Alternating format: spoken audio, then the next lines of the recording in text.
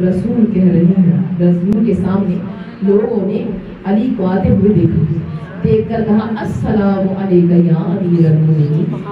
अब रसूल ने मुस्कुरा कर कहा कि जानते हो अली कब से अमीरुल मोमिनीन? कहा या रसूल अल्लाह जब से आप रसूल हैं, जब से आप रसूल हैं तब से अली अमीरुल मोमिनीन। क्या नहीं मुझसे भी पहले? कहा या रसूल अल्लाह आपसे भी पहले? कहा हाँ हजरत दाऊद और सुलेमान से भी पहले। दाऊद और सलमान से भी पहले। कहा इब्राहिम और इस्माइल से भी पहले। कहा इब्राहिम और इस्माइल से भी पहले। कहा याकूब और यहया से भी पहले। कहा याहया और याकूब से भी पहले। कहा जकरिया से भी पहले। कहा जकरिया से भी पहले। कहा बल्कि नूह से भी पहले। कहा अच्छा नूह से भी पहले। कहा नहीं बल्कि आदम से भी पहले अली अमीरुल मोमिनीन है।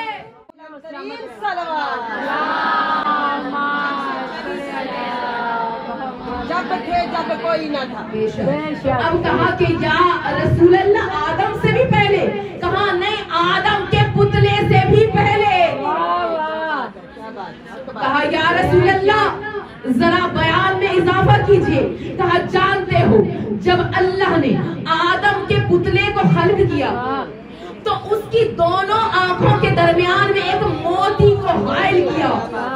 वो मोती हर वक्त तस्बीह और तहलील परवरदिगार आलम करता था। ऐसे में आवाज कुदरत आई कि ऐ आदम मैं इस मोती को उस सुल्ब में जगह दूंगा कि जो आगे चलकर अमीरुल मोमिनीन बनेगा।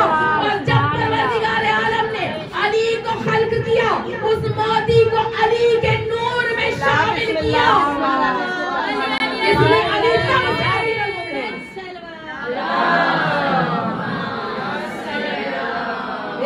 दोनों जहां में मेरे मौला की बादशाही। क्योंकि ये मजमा मलंगों का मजमा है और मलंगों के मजमे में सिर्फ अली की बातें आप सब सुनने के आदी हैं, मगर मैं अपने मिजाज से मजबूर हूँ। मेरा मिजाज ये है कि अली के बेटे भी उन औसाफ के हामिल हैं। अगर उनका बयान न किया जाए तो आपका नुक्ता लग जाएगा, आपका फुल स्टॉप लग जाएगा।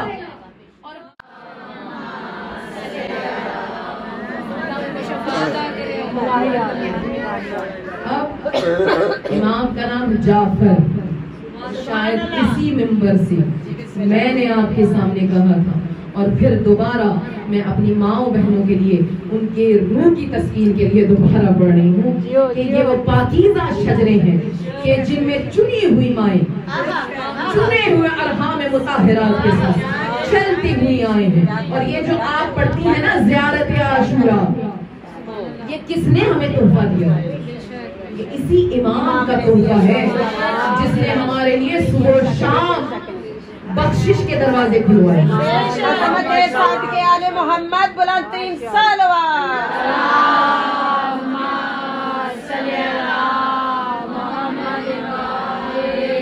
और आपको मैं बता दूं जितनी भी रिवायात हम तक पहुंची हैं उसमें ज्यादा हिस्सा, अगर मैं ये कहूँ कि 70% के करीब हिस्सा मेरे इस सादिक इमाम का है, तो आप यकीन करेंगी ना मेरी बात पर। इसलिए कि हर रिवायत क्यों मैंने आपको बता दिया, मौका मिला मेरे मौला को। रसूल सवाल कर रहा है कि ऐ फर्जंदे रसूल अभी आपकी हयात का दौरानिया कितना है? मुस्कुरा कर मेरे मौला ने जवाब दिया कि तमाम अपने आबा में से सबसे ज्यादा उम्र अल्लाह ने मुझे अता, मगर अगला साल मैं देख ना पाऊंगा। यानी इमाम फरमा रहे हैं कि अगला साल मैं देख ना पाऊंगा। तो अब कितनी उम्र है, हयात कितनी है? 65 बरस। अब इसमें इमाम ने चौथे इमाम को भी देखा है और जाहिर है पांचवें इमाम तो खुद वालिद हैं और पांचवें इमाम करबला के आखिरी गवाह भी हैं। तो अब बराह रास्त वाक़े करबला इमाम तक अपने बाबा और दादा से पहुंचा और चूंकि पहुंचा है इसलिए मैंने आपसे बात मेरी दूसरी तरफ उड़ गई। मैं आपको कह रही थी ज़ियारत आशूरा ये तोहफा है मौला का हमारे, और इस तोहफे में मेरे मौला कह रहे हैं कि अरहाम मुताहिरात से होता हुआ ये शजरा, ये इमामों का शजरा पहुंचा है। कौन सी अरहाम मुताहिरात کہ جو پاک بیویوں کو اللہ نے عطا کیا. اور کیسا مجھے یاد ہے، میں نے یہاں سے یہ بات دوہرا رہی ہوں. کبھی کوئی کہے میں پہلی اعتراض کر رہی ہوں کہ میں یہ بات دوبارہ دوہرا کر بیان کر رہی ہوں. اتنے پاک و پاکیزہ شجرے کہ جہاں پر علی اور فاطمہ جب ملتے ہیں تو حسن اور حسین بنتے ہیں. سبحان اللہ. حسن اور حسین بنتے ہیں. اب حسین کا شجرہ کیونکہ امامت کا شجرہ ہے، اور بار بار حدیث رسول یہ کہہ رہی ہے جب آپ امام زمانہ علیہ السلام کے بارے میں گفتگو کریں تو پھر یہ موضوع آئے گا.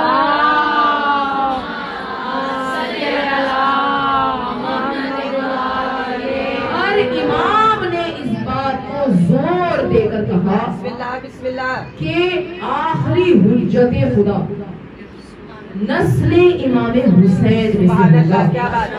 دیکھیے یہ بڑی ہمارے لیے تو سمجھی سمجھائی بات ہے نا کہ امام حسین ہمیں پتا ہے کہ امام حسین کی نسل، لیکن کتنے 14 سال کا فاصلہ ہے. اور لوگوں کو بتانا، میں آپ کو بتاؤں اس بات کی دلیل کے لیے، آپ کو سمجھانے کے لیے. اب شاید آج میری گفتگو کبھی کہیں جا رہی ہے کبھی کہیں، لیکن اب میں کیا کروں کہ مجھے موضوع ایسا نکل آتا ہے کہ بار بار حدیث میں آ رہا ہے، اماموں نے بار بار کہا کہ نسل امام حسین میں سے قائم آل محمد ہوگا. اچھا یہ ہو گیا. جب امام جعفر صادق علیہ السلام کا دور آیا نا، اس دور میں اب یہ ہوا کہ ادھر سے امام حسن کی جو اولاد ہے آل امام حسن، اس نے یہ بنو عباس کے ساتھ ایک معاہدہ طے کیا. اب یہ تھوڑی سی میں آپ کو سیاست بھی امام کے دور کی سنا. معاہدہ کیا اور آپس میں بیعت، اور بیعت کیا کی؟ محمد ابن عبداللہ ابن حسن ابن امام حسن مجتبی، یعنی امام کا پڑپوتا، دوسرے امام کا پڑپوتے، اور امام حسن کے بیٹے کے پوتے، امام کے پڑپوتے. اب انہوں نے معاہدہ کیا جن کا نام تھا معروف نفس زکیہ. شاید آپ نے یہ نام اپنے اذہان میں سنا ہو. اور جی امام، اور میں آپ کو بتاؤں کہ امام زمانہ علیہ السلام کی جو آمد کی نشانیاں ہیں، علامات،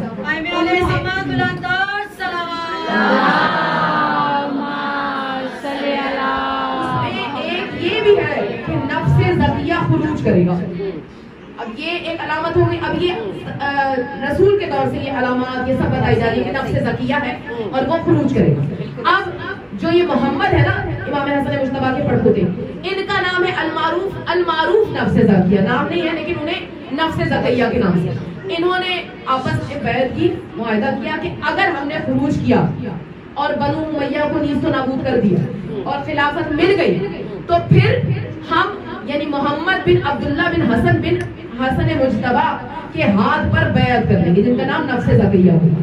تو اب امام نے اس بارے میں کہا کہ بے شک بنو عباس کی حکومت تو آ جائے گی مگر انہیں کسی بھی صورت نہ حکومت میں حصہ ملے گا نہ ملے گی نہ خلافت. مگر وہی ہو جس وقت بنو عباس نے حکومت حاصل کی سب سے پہلے آل حسن کے در پر ہوئی. اور اگر آپ کو یاداشت ہو، میرا بھی کم آنا ہوتا ہے، امام حسین کاظم کے دور میں سب سے زیادہ ظلم اور جو نسل کشی ہوئی ہے نا وہ امام حسن کی اولاد ہے. امام حسن کی اولاد، اور ایک طرف امام حسن کی اولاد کی نسل کشی ہو رہی ہے اور دوسری طرف منصور نے یہ حکم دیا، اور جتنے ہشام بن عبد الملک اور مروان بن عبد الملک ان چار بار انہوں نے سب نے یہ حکم دیا تھا کہ کوئی بھی امام کے گھر کے قریب نہ جائے، امام کے گھر کی بے حرمت. کیوں؟ کیونکہ یہ نسل حسین ہے، یعنی ایک بھائی کی نسل کشی ہو رہی ہے اور دوسرے امام کو بخشا جا رہا ہے. کیوں؟ اب سوال ہونا چاہیے نا آپ کے ذہن میں کہ دونوں امام حسن اور امام حسین ایک ہی ماں باپ کی اولاد ہے، تو پھر فرق کیوں؟ اس لیے کہ وہ اس مغالطے میں ہے کہ جو آنے والا ہے وہ حسن کا بیٹا ہوگا اور نفس زکیہ خروج کرے گا. اس لیے ان کی توجہ ادھر سے ہٹ کر آل حسن پر مبذول ہوئی کہ ہم ان کی نسل کشی کریں کیونکہ آنے والا اولاد حسن ہوگا. یہ نہیں پتا کہ اس سے مراد امام حسن عسکری ہے. ابھی تو زمانہ بہت دور ہے لیکن وہ ابھی سے اہتمام کر رہے ہیں. اب آپ کو سمجھ آئی ہے کہ کیا سیاست چل رہی تھی. آل حسن کی نسل کشی ہو رہی ہے اور ادھر حکم یہ ہے کہ امام کو کچھ نہ کہا جائے. اور یہی وہ وقت تھا کہ جو میرے مولا نے علم کی پہاڑوں کو پروان چڑھایا. आगे बढ़ाया। तो मैं आपसे कह रही थी, बात हो रही थी माओ की और बड़ी लंबी गुफ्तगू हो गई, बस 2-4 जुमले आपके सामने कहूंगी कि मेरे ये इमाम वो है कि जिनकी वालिदा का नाम है उम्मे फरवा। और आपको ये मालूम होना चाहिए कि इमाम के 7 बेटे और 3 बेटियां हैं, और इमाम के तीसरे बेटे हैं इमाम हुसैन। अब ये भी कोई बात है कि हर इमाम के लिए कम से कम 2-4 मजलिसें तो हो, तो फिर इंसान गुफ्तगू करता है बाहर। तो अब इमाम की वालिदा का नाम है उम्मे फरवा, और ये कौन है? इनका पूरा नाम है उम्मे फरवा बिन्ते कासिम बिन्ते मोहम्मद इब्ने जाफर तैयार। जाफर तैयार की पड़पोती है जो इमाम की वालिदा है। तो अब अगर मैं कहूँ कि एक मकाम पर आकर अबू तालिब के शजरे मिल रहे हैं, वो मकाम है इमाम जाफर सादिक की सूरत में अबू तालिब की औलाद के शजरे मिल रहे हैं। जाफर का एक भाई जाफर की औलाद है, एक तरफ अली की औलाद है, दोनों भाइयों की औलाद इमाम जाफर सादिक पर आकर मिल रही है। इसीलिए उसके बाद और फिर माँ की तरफ से जो बीवी उम्मे फरवा है, ये कौन है? बाप का तो मैंने आपको बता दिया है, मोहम्मद बिन जाफर तैयार की पोती है। और माँ कौन है? इनकी माँ जो है वो है ये गेहान बानो की पोती है, यानी मोहम्मद बिन जाफर तैयार, और उनकी ज़ौजा है गेहान बानो। अब आप कहेंगे गेहान बानो कौन? गेहान बानो और शहर बानो ज़ौजाए इमाम हुसैन और ज़ौजाए मोहम्मद इब्ने जाफर तैयार, दोनों सगी बहनें, यानी ननिहाल से भी शजरा मिल रहा है, माँ की तरफ से भी शजरा ईरानी हो रहा है, बाप की तरफ से भी शजरा अरबी हो रहा है। शहनशाहियत मिलकर जब आला मकाम पर आ जाए तो पहला मकाम मोहम्मद बाक़िर है, जहाँ पर आकर मैंने इसी मिंबर से आपसे कहा था कि जहाँ पर आकर हसनी शजरा भी मिल रहा है। भाई हसन की बेटी हुसैन का बेटा, माँ का नाम फातिमा, बाप का नाम अली। जब फातिमा और अली मिले तो मोहम्मद जन्म लेता है। यही वजह है कि जब और शहरबान और उधर जाफर तैयार यानी मौलाए कायनात के सगे चाचे, दोबारा दोहरा दूं ताकि आपको आराम से याद हो जाए।